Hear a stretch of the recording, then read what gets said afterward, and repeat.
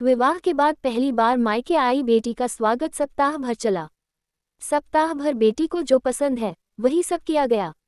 वापस ससुराल जाते समय पिता ने बेटी को एक अति सुगंधित अगरबत्ती का पैकेट दिया और कहा कि बेटी, तुम जब ससुराल में पूजा करने जाओगी तब यह अगरबत्ती जरूर जलाना। माँ ने कहा, बिटिया प्रथम बार मायके से ससुराल जा रही है तो भला कोई अगरबत्ती जैसी चीज देता है। पिता ने झट से जेब में हाथ डाला और जेब में जितने भी रुपए थे वो सब बेटी को दे दिए।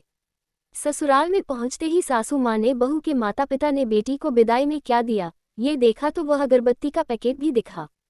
सासू माँ ने मुंह बनाकर बहू को बोला कि कल पूजा में यह अगरबत्ती लगा लेना। सुबह जब बेटी पूजा करने बैठी, अगरबत्ती का पैकेट खोला तो उसमें से एक चिट्ठी निकली जिसमें लिखा था, बेटा यह अगरबत्ती स्वतः जलती है मगर संपूर्ण घर को सुगंधित कर देती है। इतना ही नहीं, आजू बाजू के पूरे वातावरण को भी अपनी महक से सुगंधित एवं प्रफुल्लित कर देती है।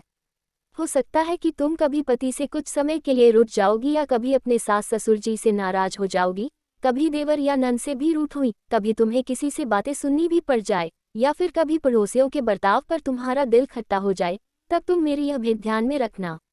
अगरबत्ती की तरह जलना, जैसे अगरबत्ती स्वयं जलते हुए पूरे घर और संपूर्ण परिसर को सुगंधित और प्रफुल्लित कर ऊर्जा से भरती है, ठीक उसी तरह तुम स्वतः सहन करते हुए ससुराल को अपना मायका समझकर सबको अपने व्यवहार और कर्म से सुगंधित और प्रफुल्लित करना। बेटी चिट्ठी पढ़कर फफक कर रोने लगी। सासू माँ लपक कर आई। पति और ससुर जी भी पूजा घर में पहुंचे जहां बहू रो रही थी। अरे हाथ को चक्का लग गया क्या? ऐसा पति ने पूछा। क्या हुआ ये तो बताओ, ससुर जी बोले। सासू माँ आजू बाजू के सामान में कुछ है क्या ये देखने लगी तो उन्हें पिता द्वारा सुंदर अक्षरों में लिखी हुई चिट्ठी नजर आई। चिट्ठी पढ़ते ही उन्होंने बहू को गले से लगा लिया और चिट्ठी ससुर जी के हाथों में दी। चश्मा न पहने होने की वजह से चिट्ठी बेटे को देकर पढ़ने के लिए कहा। सारी बात समझते ही संपूर्ण घर स्तब्ध हो गया। सासू माँ बोली, अरे ये चिट्ठी फ्रेम करानी है, यह मेरी बहू को मिली हुई सबसे अनमोल भेंट है। पूजा घर के बाजू में ही इसकी फ्रेम होनी चाहिए। और फिर सदैव वह फ्रेम अपने शब्दों से संपूर्ण घर और अगल बगल के वातावरण को अपने अर्थ से महकाती रही, अगरबत्ती का पुडा खत्म होने के बावजूद भी। ये स्टोरी कैसा लगा जरा बताएं।